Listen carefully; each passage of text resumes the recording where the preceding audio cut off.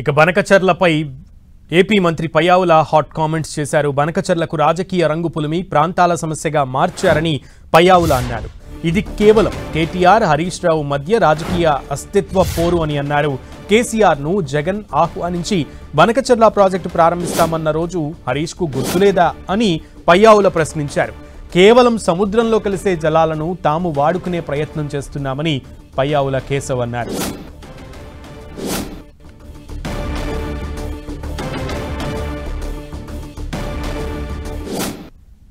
ఇది తెలంగాణలో జరుగుతున్నటువంటి రాజకీయ అస్తిత్వ పోరాటమే తప్ప తెలంగాణకు మేము ఎప్పుడు కూడా వ్యతిరేకం కాదు. కేవలం సముద్రం లేకపోతున్నటువంటి జలాల్ని వాడుకునేటువంటి ప్రయత్నం చేస్తున్నాం. కేటీఆర్ హరీష్ రావుల మధ్య ఉన్న అస్తిత్వ పోరుని ఇవాళ ఒక రాజకీయ రంగు పులిమి ఇదేదో ప్రాంతాల మధ్య సమస్యగా గుర్తిస్తున్నారు.